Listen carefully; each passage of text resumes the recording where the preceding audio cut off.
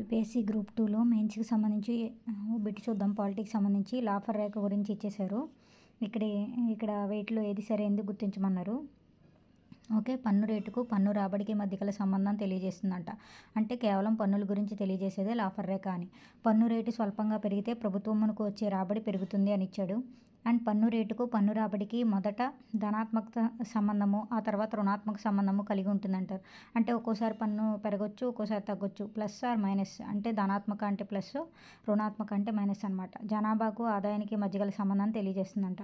వీటిలో ఏది కరెక్ట్ అంటే లాఫర్ రేఖ అనేది పన్ను గురించి తెలియజేస్తుంది. పన్ను రేటు స్వల్పంగా పెరిగితే ప్రభుత్వానికి వచ్చే రాబడి పెరుగుతుంది అన్నట్టు. అండ్ పన్ను రేటుకు పన్ను రాబడికి మధ్య ఉన్న ధనాత్మక రుణాత్మక సంబంధాలను తెలియజేసేది. అండ్ జనాభాకు ఆదాయానికి మధ్య రేఖ కాదు ఇది అనమాట. ఇలా ఉంది క్వశ్చన్ పేపర్ అనేది. మీరు కావాలనుకున్న వాళ్ళు లైక్ చేయండి, షేర్ చేయండి, నా మెయిల్ ఐడికి మెయిల్ చేయండి. క్వశ్చన్ పేపర్లు అన్నీ అవైలబుల్లో ఉన్నాయి. సో ప్రాక్టీస్ అనేది బాగా చేయండి. అండ్ విత్తపరమైన ద్వంద్వత్వము అనగా ఏంటి అని ఇచ్చేశాడు. అండ్ వడ్డీ వ్యాపారులు పరపతి ఒకవైపు, కమిషన్ ఏజెంట్లు మరోవైపు ఉండడం అంట. ఇది కాదు, వడ్డీ వ్యాపారులు పరపతి ఒకవైపు, బ్యాంకు పరపతి మరోవైపు ఉండడమే విత్తపరమైన ద్వంద్వత్వం అంటారు. అంటే ఇటు పక్కన వడ్డీ వ్యాపారులు ఉంటారు, ఇటు బ్యాంక్స్ ఉంటాయి అన్నమాట. అలా విత్త ద్వంద్వత్వము అంటే. అంటే ప్రాథమిక, ద్వితీయ, తృతీయ రంగానికి పనికి వచ్చే ఉత్పాదకాలను ఉత్పత్తి చేయు రంగాలపై పెట్టే పెట్టుబడిని ఏమంటారు అంట. అండ్ ప్రేరిత పెట్టుబడి అంటారు. విదేశీ సంస్థాగత అయితే కాదు. అంటే ఫారెన్ డైరెక్ట్ ఇన్వెస్ట్మెంట్ కింద వస్తుంది. అయితే ఇది కాదు. అండ్ సాంఘిక అవస్థాపన మూలధనం అనమాట. అంటే వీటికి ప్రాథమిక రంగం, ద్వితీయ రంగం, తృతీయ రంగంలో ఒక వస్తువు ఉత్పత్తి కావడానికి దానికి పెట్టే ఉత్పాదకాలకు, అంటే ఇప్పుడు కేక్ తయారు చేయడానికి గోధుమ పిండి దాని మీద పెట్టేది అన్నట్టు సాంఘిక అవస్థాపన మూలధనం. కేంద్ర ఆర్థిక సర్వే ప్రకారం వ్యవసాయ రంగానికి సంబంధించి ఈ క్రింది వాటిలో సరైనది ఏది అన్నాడు. సగటు వార్షిక వృద్ధి రేటు 4.18, 42.3% వ్యవసాయ రంగం ఉపాధి కల్పిస్తుంది. అండ్ వర్తమాన ధరలలో దేశ జీడిపిలో 18.2% వరకు వ్యవసాయ రంగం కలిగి ఉందంట వాటా. అండ్ వ్యవసాయ పరిశోధనలో పెట్టిన ప్రతి రూపాయి పెట్టుబడికి 13.85 రాబడి వస్తుందని అంచనా వేశారు. అంటే సర్వే మీద కూడా బిట్లోనే ఉన్నాయి చూడండి. కేంద్ర ఆర్థిక సర్వే అనమాట. వ్యవసాయ రంగానికి మెయిన్. ఈ మొత్తం అన్నీ కరెక్టే అనమాట. సో ఈ విధంగా ఉంది పేపర్ అనేది. వ్యక్తిగత మరియు వ్యయార్హ ఆదాయాల భావనలకు సంబంధించి సరైనవి ఏంటి అన్నాడు. వ్యక్తిగత ఆదాయము, వ్యయార్హ ఆదాయం అంటే ఒక వ్యక్తి యొక్క వినియోగ వ్యయము ప్లస్ పొదుపు ఆ వ్యక్తి యొక్క వ్యయార్హ ఆదాయానికి సమానము. అంటే అతను వినియోగించేది అండ్ పొదుపు చేసేది, వినియోగ వ్యయము ప్లస్ పొదుపు కలిపి వ్యయార్హ ఆదాయం అంటారు. వ్యక్తిగత పన్నులను ఒక వ్యక్తి యొక్క వ్యయార్హ ఆదాయానికి జోడిస్తే మనకు వ్యక్తిగత ఆదాయం వస్తుంది. ఓకే, వ్యక్తిగత పన్నులు అంటారు. తనకి విధించే వ్యక్తిగత పన్నులను వ్యయార్హ ఆదాయానికి జోడిస్తే వ్యక్తిగత ఆదాయం అనేది వస్తుంది. ఓకే, వ్యయార్హ ఆదాయం ఎలా వస్తుంది?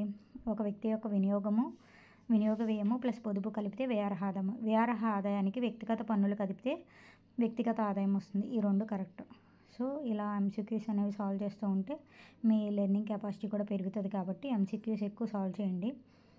అండ్ భవిష్యత్తు అవసరాల కొరకు ప్రజలు తమ ప్రస్తుత ఆర్జనలో మినహాయించుకునే భాగంని ఏమంటారు అంటే సాంఘిక భద్రతా విరాళాలు అంటారు. అండ్ వికేఆర్వి రావు గారి గురించి ఇచ్చేశారు. వీటిలో సరైనది ఏదే అన్నారనమాట. స్వాతంత్రానికి పూర్వం జాతీయ ఆదాయాన్ని అంచనా వేశారు. ఈయన కూడా దాదాపు నవరోజుతో పాటు వికేఆర్వి రావు కూడా. అండ్ వ్యవసాయ రంగంలో జాతీయ ఆదాయాన్ని గణించేందుకు ఉత్పత్తి మదింపు పద్ధతి ఉపయోగించారు. వ్యవసాయ రంగంలో జాతీయ ఆదాయాన్ని గణించేందుకు ఉత్పత్తి మదింపు పద్ధతిని కూడా ఉపయోగించారు అనమాట. అండ్ అసలు జాతీయ ఆదాయాన్ని అంచనా వేయడానికి 3 పద్ధతులు ఉంటాయి. ప్రజెంట్ మనం 2 పద్ధతులే వాడుతున్నాము. అవేంటో మీకు తెలుసుంటే కమెంట్ చేయండి. కార్పొరేషన్ రంగంలో జాతీయ ఆదాయాన్ని గణించేందుకు ఆదాయ మదింపు పద్ధతిని ఉపయోగిస్తారు. అండ్ ఇది కరెక్ట్ కాదు. So 1 and 2, 3 correct. తరుగుదల ధనాత్మకంగా ఉన్నచో స్థూల జాతీయోత్పత్తి ఎలా ఉంటుంది అన్నట్టు. అంటే తరుగుదల ప్లస్లో ఉంది. అంటే ప్లస్లో ఉందంటే గెయిన్స్లో ఉన్నట్టు. నికర జాతీయోత్పత్తి కన్నా ఎక్కువగా ఉంటుంది. అంటే నికర జాతీయోత్పత్తి కన్నా ఎక్కువగా ఉంటుంది. ప్లస్లోకి వెళ్ళిందంటే ఎక్కువగా ఉన్నట్టు అని. అండ్ ఇతర విషయాలు స్థిరంగా ఉండి భారతదేశ వ్యాపారవేత్తలు ఇతర దేశాల్లో పెట్టుబడి పెంచడం వల్ల ఆదాయం పెరిగితే GNP, gross national product. Domestic అంటే మన దేశీయంగా, అంటే మన రాష్ట్రంలో ఏపీకి సంబంధించి రాష్ట్రంలో ఆదాయం పెరిగిందనుకో దాన్ని గ్రాస్ డొమెస్టిక్ ప్రొడక్ట్ అంటారు. అంటే ఇండియా వైడ్ ఆదాయం పెరిగిందనుకో దాన్ని గ్రాస్ నేషనల్ ప్రొడక్ట్ అంటారు. అంటే దేశీయ ఆదాయం అన్నట్టు. లఖ్పతి దీదీ పథకం గురించి ఇచ్చేశాడు. అండ్ కేంద్ర పథకాలు కూడా చాలా ఇంపార్టెంట్. ఇది 2023 గ్రామీణాభివృద్ధి మంత్రిత్వ శాఖ ద్వారా ప్రారంభించబడింది. కరెక్టే. ఇది ఒకటే కరెక్ట్, ఇది కరెక్ట్ కాదనమాట. అండ్ ఇంకోటి చూడండి, ప్రకటన వచ్చేసాడు, ప్రకటన 2 ఇచ్చేసాడు. వీటిలో ఏది కరెక్ట్ అన్నాడు.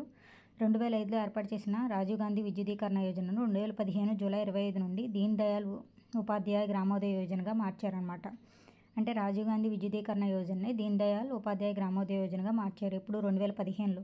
అండ్ గ్రామాల్లో కుటుంబాలకు నాణ్యమైన విద్యుత్తును అందిస్తూ గ్రామాల్లో 100% విద్యుదీకరణ సాధించాలని ఈ పథకం కృషి చేస్తుంది.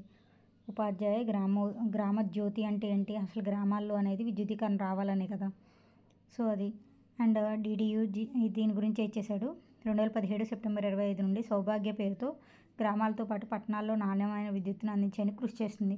అండ్ 2015లో ఈ పథకం ఈ రాజీవ్ గాంధీ విద్యుదీకరణనే ఇలా మార్చారు. అండ్ ఇదేం చేసింది, 2015 నుంచి గ్రామాల్లోనే కాదు పట్టణాల్లో కూడా విద్యుత్ కావాలని చెప్పి కృషి చేస్తుంది అన్నట్టు. 2 కరెక్టే. ప్రధానమంత్రి సురక్ష బీమా యోజన కింద ప్రమాదాల నుంచి బీమా బాధ్యతలు పాలసీదారులు ఎంత వార్షిక ప్రీమియం చెల్లించాలి అంట. 20 రూపాయలు చెల్లిస్తే చాలు, సర్వీస్ ట్యాక్స్తో కలిపి. అంటే ట్యాక్స్ ప్లస్ 20 రూపీస్. దేనికి, ప్రధానమంత్రి సురక్ష బీమా యోజనకి. ఇలాంటి చిన్న చిన్న బిట్లు కూడా మిస్ చేయకుండా ఉంటే బాగుంటుంది. అండ్ ఆర్థిక సర్వే మీద ఇంకో బిట్ వచ్చేసింది.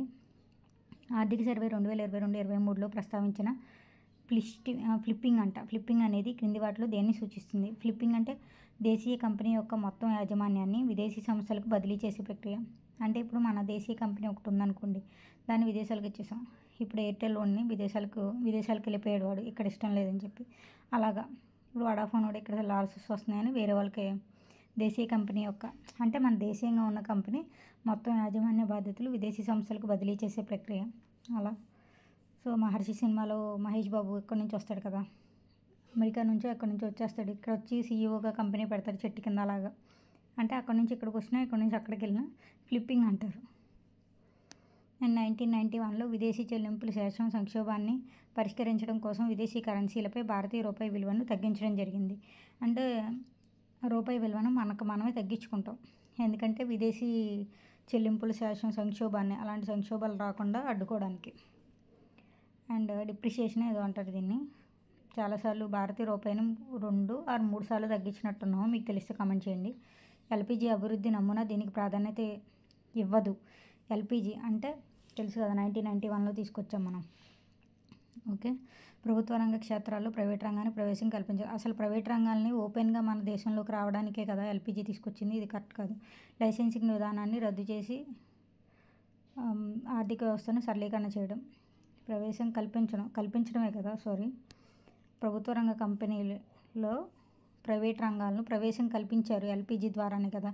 ఏది కరెక్ట్ కాదు అన్నాడు కాబట్టి లైసెన్సింగ్ విధానాన్ని రద్దు చేసి ఆర్థిక వ్యవస్థను సరళీకరణ చేసాం. ఎందుకంటే వేరే కంపెనీలు మన దేశంలోకి వచ్చి కంపెనీ పెట్టుకోవడానికి 1 సంవత్సరం 3 సంవత్సరాల టైం అలా పట్టేస్తుంది కాబట్టి ప్రాసెస్ని తగ్గించి లైసెన్సింగ్ విధానాన్ని రద్దు చేసాం. MRTPని రద్దు చేసాం, MRTPని కూడా రద్దు చేసాం. విదేశీ పెట్టుబడులు తగ్గించి దేశ వృద్ధి రేటు పెంచడం, ఇది తప్పు కాదు, విదేశీ పెట్టుబడులను పెంచడమే జరిగింది అప్పుడు.